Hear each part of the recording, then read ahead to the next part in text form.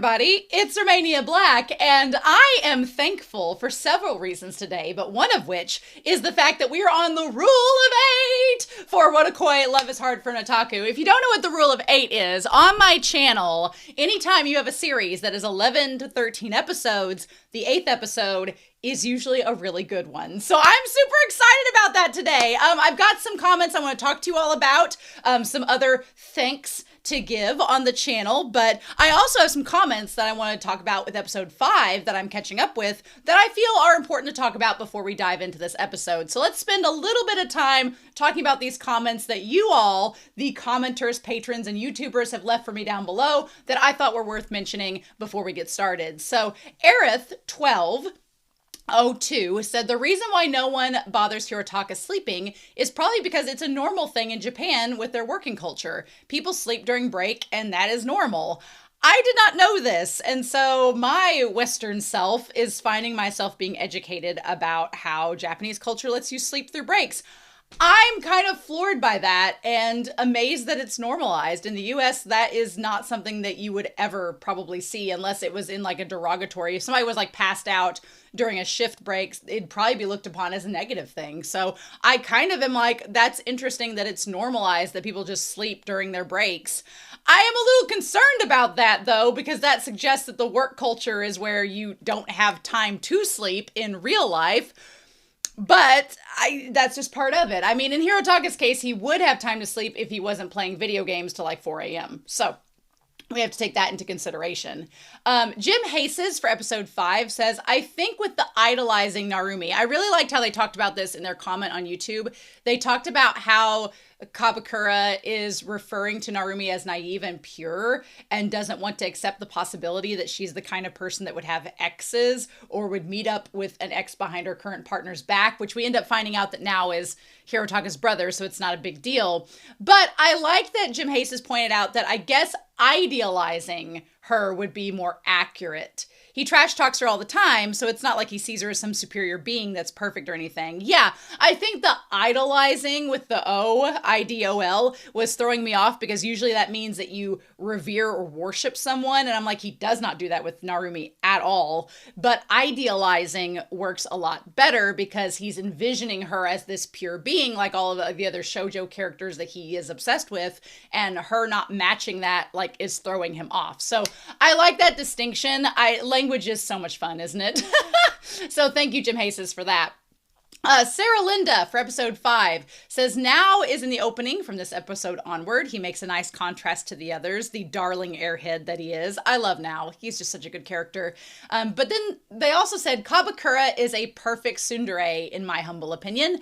Not an exaggerated one, but a fairly realistic depiction of what a tsundere would be like in real life. He's someone who hides, or tries to, hide his softer side. It also goes with his position at work as their superior, which I guess I hadn't realized he was their superior, but yeah, they kind of note that in this series. But he is kind and even sweet with those he cares about. He even consistently overlooks Narumi's beginner ineptness at work without scolding her or lecturing her. They are all adults who have to manage their adult responsibilities with their otaku-ness, and they show us that in different ways. With Hirotaka not caring, Narumi caring too much, Hana being comfortable with it and keeping it private, and Kabakura who's in the closet. With his otaku-ness, not his sexuality, that's for sure. But yeah, and I kind of liked the comment that Sarah Linda left with that, talking about how, especially in the US, we look at otaku-ness, or our version of it, as like the man with the neck beard in the basement that doesn't have a job or whatever. And it's like, it's viewed very negatively. So it's really great to see, because there are, you know, I'm a nerd and I feel like I'm well adjusted in society. But I also feel like there are lots of people who are nerdy and express that in ways that are positively received. So it's nice to see an anime where that happens as well. So, and then we have Azuru Carl, who says, by the way, in this episode 5, do you think about Hirotaka piercing his ear as a way to have impressed Narumi, or was he really just trying to look cool? Because the way I see it from previous episodes, Hirotaka has always liked Narumi since they were kids, but maybe he stopped wearing it because he thought Narumi wouldn't like that. I don't know, though. It's just a thought. I need to know more about himself now.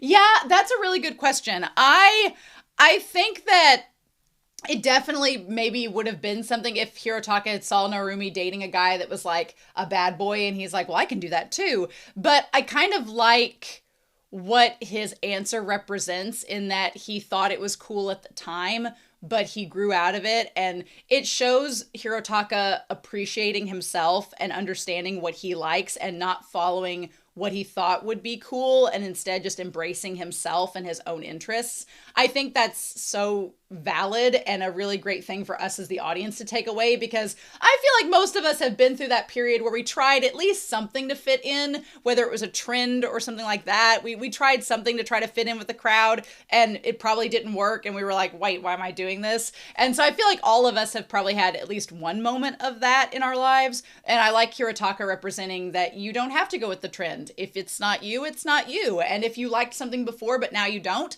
that's totally valid. And I think that's really cool for him to bring up as a character. So yeah. Anyway, thank you all so much for the comments. I have really appreciated them. I know this has been a long intro, but one more thing before we begin. I want to thank Sunspots, who has provided me with the files to watch Wotakoi, because I don't know if you all, I almost want to do a whole video about it. Because I'm so fuming right now about this. But Amazon has done an AI dub. Don't go watch it. I want you all to boycott this with me. Don't go watch it. There are some clips on Twitter. You can go find clips if you really want to see it. It's ass, but it's just an AI dub for Banana Fish, and I'm so livid about it. I want to make a whole video about it. I may just do that because I'm so mad, but it's so frustrating, and I don't want to support Amazon Prime.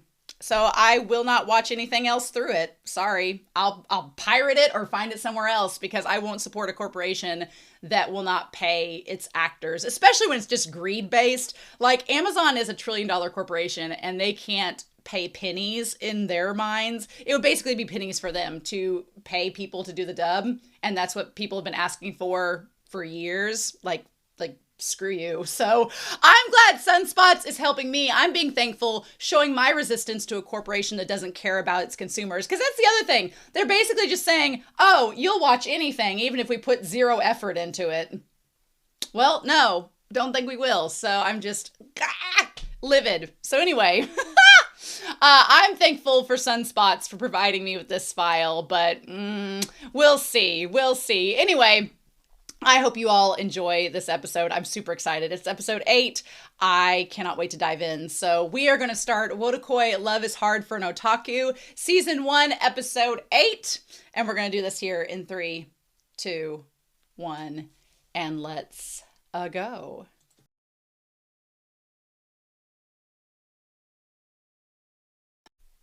Well, the rule of 8 has not let us down, for the record. So this was a really good episode. This definitely is like a turning point of, okay, now Hirotaka's like, I want to take Narumi out on a date and cement that we are a couple and we're not just friends. But I feel like Narumi, I am excited about it, because I feel like it's going to make Narumi and Hirotaka kind of be like, okay, we're not just friends. This is the type of relationship that I want. We're going to talk about it in this episode. But I love the vibe of like cold days making an otaku feel angsty and feel like reliving like tragic storylines after thousands of years. He's finally here. You know, I think it's really funny. So diving into this episode, we find out that Hirotaka is like Haruhi from Ouran High School Host Club, where he's afraid of thunder. And we don't exactly get like all the reasons why he is. He relates it to losing his game data from back in the day, which honestly, that was a valid thing. I wanted to talk about it when it was brought up, but I know as a content creator, I've had a few moments, like if it's going to storm or if there's a chance of lightning and stuff, I do typically wait and watch the radar pretty heavily, because I have had times where I would have been mid-recording, especially years ago when I didn't, know any better, but I would be mid-recording and then the power would go out. And then luckily, usually you start your computer back up and you can save your data on the recording itself. But what I would have to do for like, sorry, I had a little phlegm in my throat. what I would have to do for like my discussion is I would have to it would basically, I'm using QuickTime to record this, and it would have the QuickTime video, but it wouldn't let you just save the QuickTime video. So I'd have to record the QuickTime video that I had recorded and save that recording and then not say it's a whole thing. And so I'm usually pretty cautious now because of that previous incident. So when they're talking about the problem with saving game data, and of course Hanako has no clue what's going on, it's relatable, right? Whenever they were also talking about the save data, I kept thinking of the missing number in Pokemon. Like if you were around in the 90s and had Pokemon Red or Blue, there was a glitch how they figured out how to get the glitch to work is still kind of an enigma to me, but they figured out the missing no glitch, or the missing number glitch. My brother and I called it missing no because it would mess your game up. But you'd have to go to like a certain like part of Cinnabar Island. You would have to make sure that a certain item was like your 6th item, or you had so many of whatever. And then it would like max out your rare candies or something. I'm trying to remember everything. But then it would also make these weird, like glitchy Pokemon that didn't exist show up. And missing number was like this amalgamation of, there's a whole lore to it. It is wild. It is back in the day when glitches were like this big wild lore that how people discovered them was insane to me, but they were. And so it would also mess up your game after that. So it was like, do you risk the chance? And the temptation was so real. But yeah, so we spend a lot of this first part of the episode talking about Hirotaka's Fear of Thunder. And I like the notion that they bring up of how things are still scary no matter how old you are. Like, I'm a little phobic to needles. I don't like needles. I've never liked needles. And so even like as an adult, I feel like the biggest baby when I go to get blood drawn. I'm like, I need you to know that I'm gonna be ridiculous about this. And the phlebotomist is like, okay. Like, okay, Granny. But yeah, I think it's a good point to bring up, right? And another thing they bring up is the idea of, oh, Hirotaka's fine. He's okay. He's always all right, right? And I feel like that's so true of characters and people like Hirotaka, where the quiet ones, you're like, oh, they're perfectly fine. They're not speaking out. They're not, verbalizing their emotion. Well, a lot of people don't. And sometimes people that seem fine are not fine. And you should probably check on them. So I'm glad there's this moment of Narumi and Hirotaka like talking between the glass. I really thought that like the thunder would flash while he was by that vending machine smoking and he'd like crouch down beside it. But instead we get this scene of him and Narumi and her going to visit him while there was thunder, right? I don't know what a sand check is. We're going to look this up. What is a sand check? What is that? Okay. So somebody on Reddit's like, I have no clue in episode 8 what that means. Sanity check. Oh, okay. Sanity check. They've been playing games for so long they need a break. All right, that's all I read there. Don't want spoilers. A sanity check. I thought it was like sanitation, like Narumi went to the bathroom, but it was sanity check. That makes more sense. Okay. So yeah. And I like that there's just like a swift kick to the face from Narumi. He's like, you're going to get in trouble. And she's like, what about you? You're one to talk. You don't get an official cigarette smoke break. I like that they're both.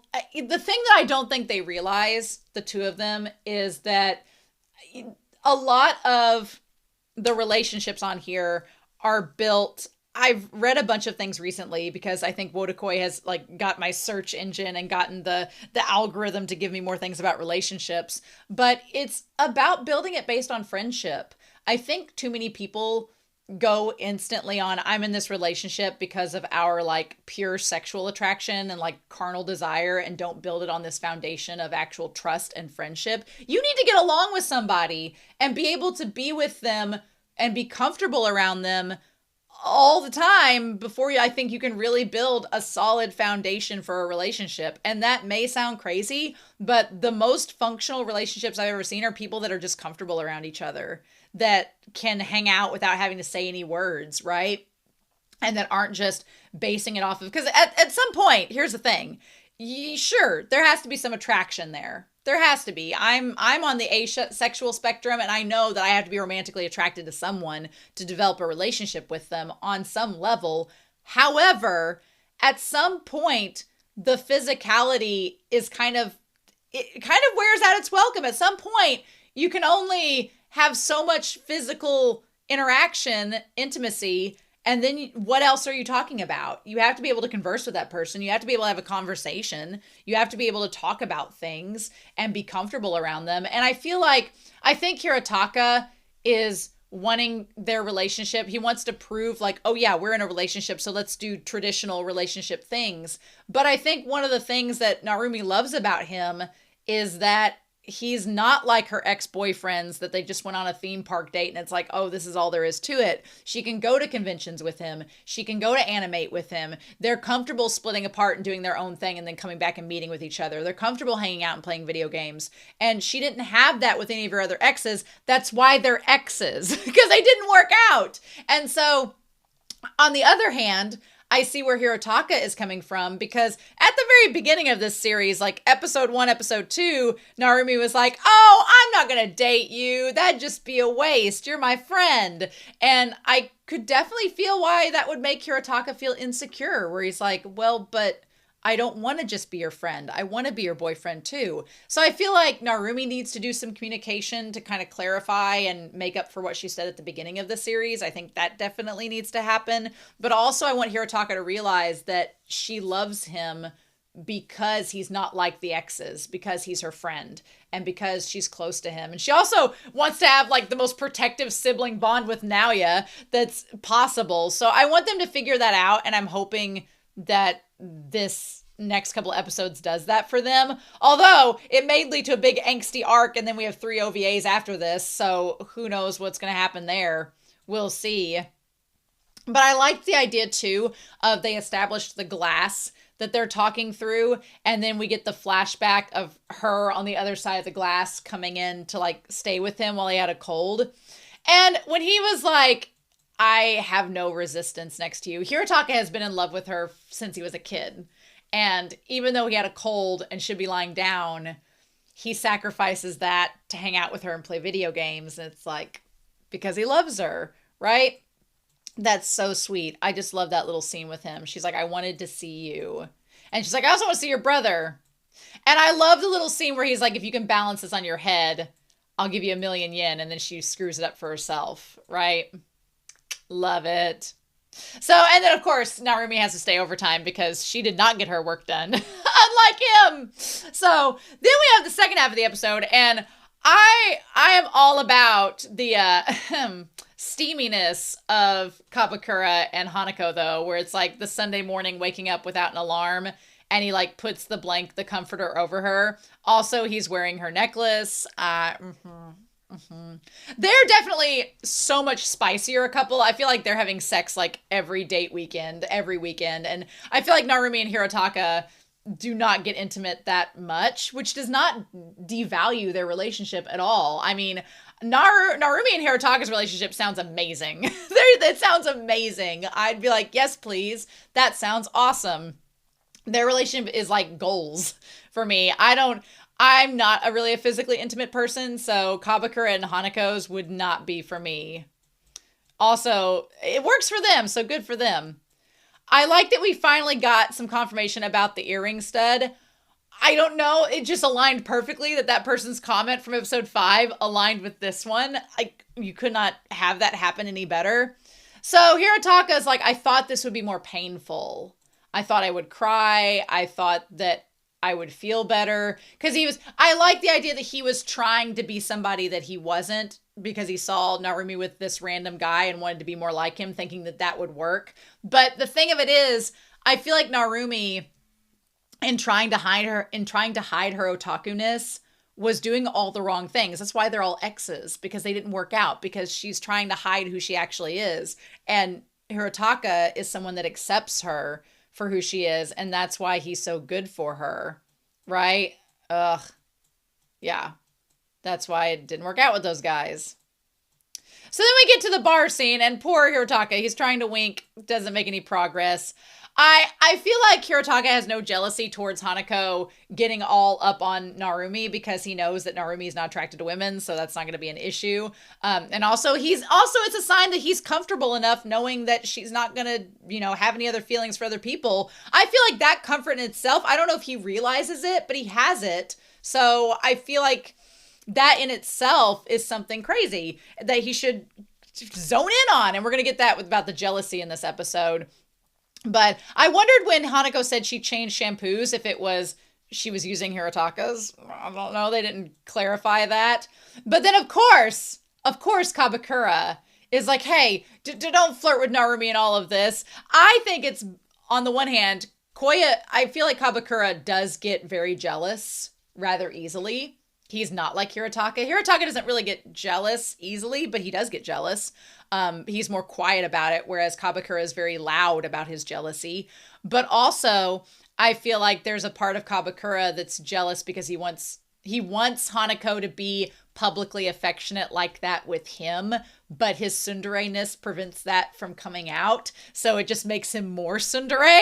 Yeah, like he's like, well, I want you to do that with me, but I also don't want that public, so I'm going to be even more uppity about it. It's great.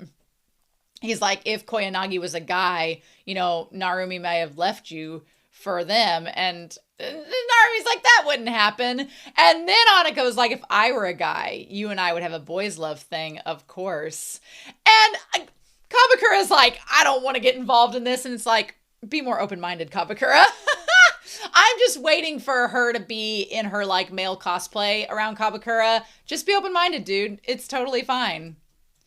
I love it. He's like, don't get carried away. And she's like, what are you going to do about it? Like, I love it. And the moment she does get kind of handsy with him in public, he's like, I just need a glass of cold water.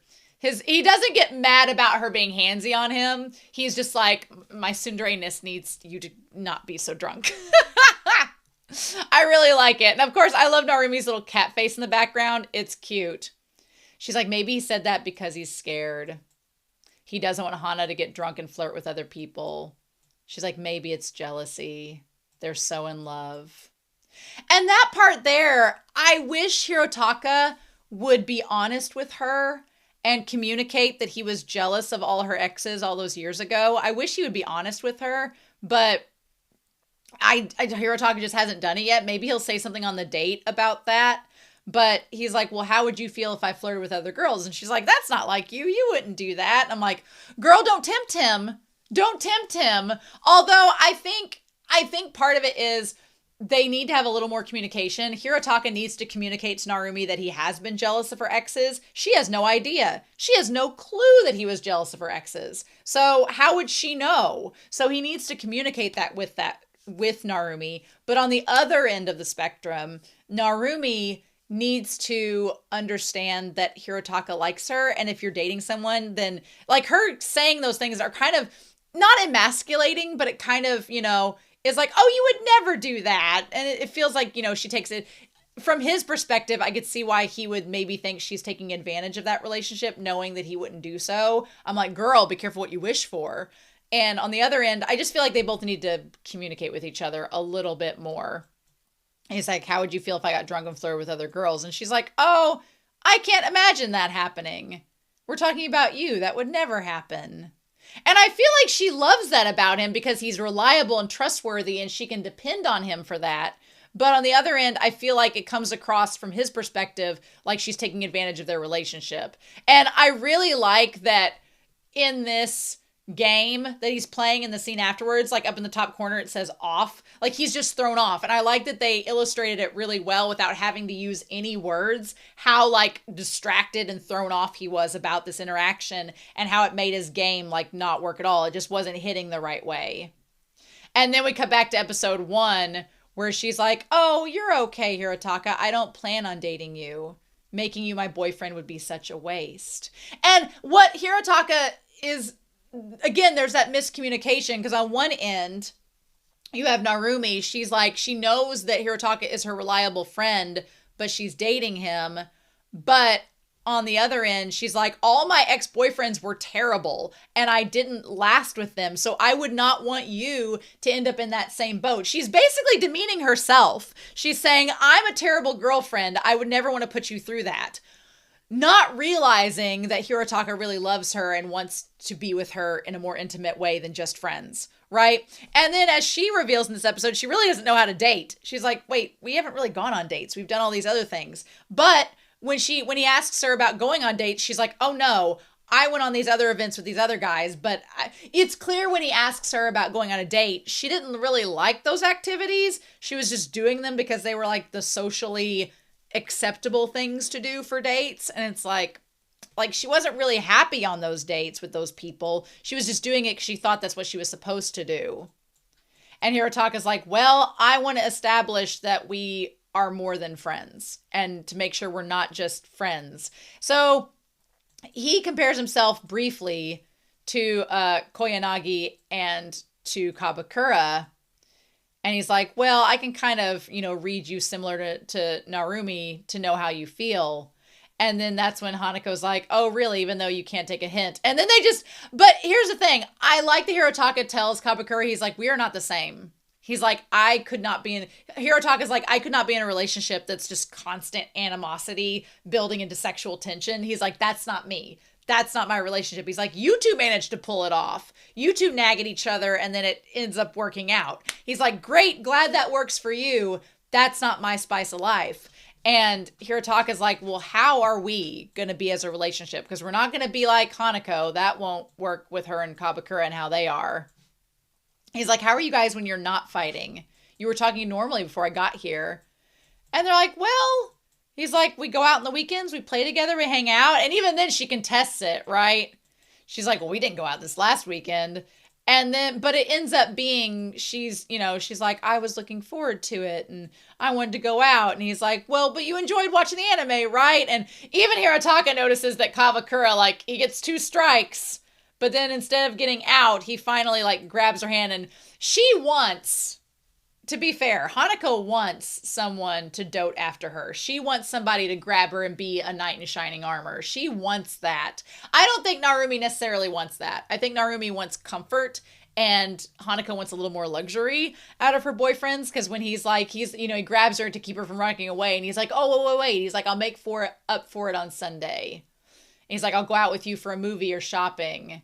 And then he's like, forgive me, Hanako. And he does the very tsundere, which if you were confronted by any tsundere asking for forgiveness, it's like, well, yes. Of course I'll forgive you. Like him he puts on the smolder for her and it's a critical hit. It's effective. That's what she wants. She wants a guy to put on the smolder and be this romantic chase after her and be the knight in shining armor and all that. That's what she wants. She wants the spectacle of it, right? But Hirotaka's like, I'm not that guy. He's like, I'm not that guy to put on the smolder and do all of that. Because then when she walks away, she's like, fine, we'll go out Sunday. And he's like, you're such a hag. And then as he says, she's such a pain. But he's like smiling through it. Like he likes it. He likes that their relationship is tumultuous like that. Like they both kind of feed off of it. There's like a competitive aura. And Hirotaka's like, I am not like you. We are not the same at all. He's like, that's not it. And I feel like that goes back to him talking about the earring. Kabakura, if that had been Hanako with some other guy with the gauges and the earrings, Kabakura probably would have put in the earring, shown up and been like, oh, you like a bad boy? I'll be 1,000 times more of a bad boy. How about that? Like he would have came to sweep her off her feet and try to one up the guy that, he thought had a chance with her. And Hirotaka's not like that. He's like, that's not me. I can't play that game. He's like, there's just something. And then I like that Kabakura's like, would Narumi have gotten what was going on? She can read him. Would she have gotten it? So he's sitting there just smoking, thinking about what to do. And then we go to Starbucks, where she's like, no, she's like, even you with glasses, it's not the same. It's just not the same. I can't believe this angel and that demon are from the same clan. Which is funny, she calls Hirotaka a demon, but I feel like she likes demons, so, she likes a bad boy. And what she refers to, also the fact she refers to Hirotaka as a demon, a bad boy. Girl. But yeah, so Naoya with his glasses, I think is precious. I like that his glasses are brown and then Hirotaka's are black. They match their hair colors. He's like, well, my eyes aren't as bad as Hirotaka's, but I usually wear contacts. Like, he really looks a lot more like Hirotaka, though, with the glasses. It's kind of crazy. It's kind of weird. He just has the cat face. He's like, I cried at a movie, and she's like, what? I need to know the tea. The fact that we don't get to see Narumi's, like, evil demon face, where he's like, well, it was a movie that made me cry. It's fine. It wasn't a person. She's like, who did this? I love that she's the doting big sister-in-law. She's like, I will wreck them. And she also is the type that she's like, were you on a date? Were you with a girlfriend? Were you? And he was like, I was with a guy from college. And she's like, we can make that work. She's like, we can make this boys love possibility work. It's fine. I love it. He's like, you're acting drunk.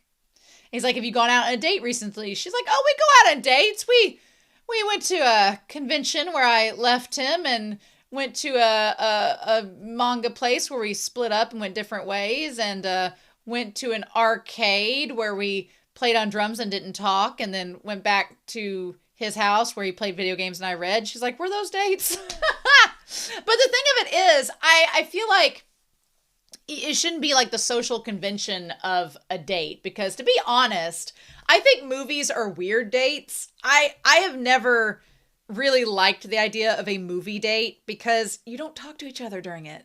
You're just sitting there watching a movie. I think the only time a movie date would work is either one of two scenarios. Either one of three scenarios. A movie date only works, one, if it's like a horror movie, because then you're like grabbing a hold of each other or like being all like, around it, and it's more interactive. So it needs to be an interactive movie. It needs to be either a scary movie or it needs to be something like Rocky Horror Picture Show where you know all the words and you can sing along and you're doing all of that. Or it needs to be a really funny or really funny bad movie and you're just laughing and like talking through it. Like it needs to be something where you're interacting with that person, right? Just sitting in a movie theater in silence is so weird to me. I've never understood that dating convention. I guess it's good for first dates because if you don't know the person and you end up not liking them, you're not out. You didn't waste your time. You got to see a movie out of it, I guess. But at that point, I'd be like, what was the point? You know? So I feel like movie dates only work in certain circumstances. And then shopping is a fun date because you can kind of get to know each other and know what each other likes. So those are kind of fun dates. But in her situation, they've kind of been, separate from each other. So I feel like Narumi's like, I don't know what to do on a date. I like now is like, are you being philosophical? So Hirotaka has gained up the courage to ask her out on an actual date. And at first she's like, well, she's like, I bet he would just say, a date back at his place. He'd rather play games than go on a date. That's the type of guy he is. But then he's like, no, I want to go out on a date.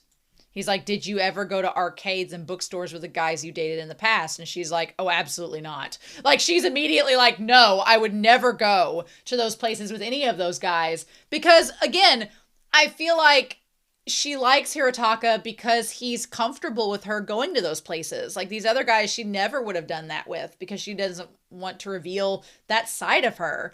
And I feel like at some point in this series, with the episodes that we have left, she needs to have a discussion with him of, I like you because I can go to those places with you and it's fine. But I also feel like, for Hirotaka's sake, he's like, well, we also can go on dates and be a couple. And that's what I want. Again, it's communication. Do I think they're going to have fun at the theme park or movie theater? Maybe not. They might not have a good time. I could see next episode them trying to go on a traditional date and they get halfway through and he's like, do you want to just get pizza and go back to my place? And she's like, oh, please, yes. I could totally see that happening. So I'm going to be curious to see if that's what we get. But in the same vein, I feel like he needs to communicate, like, I want to go on dates with you and be more of a couple. And she needs to communicate, well, but the things we are doing are things that I like doing as a couple with you. So they need to communicate. There needs to be a little bit of talking back and forth. So we'll have to see where that goes, right? He's like, what about next Sunday? And she's like, what? What are you talking about? And he's like, a date. He looks so good looking over the shoulder like that. I'm like, oh, I would be swooning. And she's like, what? Oh, So be careful what you wish for, girl. I'm glad Hirotaka is taking the initiative, addressing his insecurities, and being like, yes, I want to go on a date with you. I want to establish we're boyfriend and girlfriend. I want to take it to the next level. I'm glad he's doing that. And now I need Narumi to communicate with him as well. But overall, this was an amazing episode, and I definitely fulfilled the rule of 8. I'm super proud of it. So I'm really curious to hear your thoughts down below about this episode, about Kabakura and Hanako's relationship versus Narumi and Hirotaka's, about what you think about Hirotaka's actions in this episode. Obviously, please no spoilers for the episodes to come. Please no hints or clues. We'll get to those.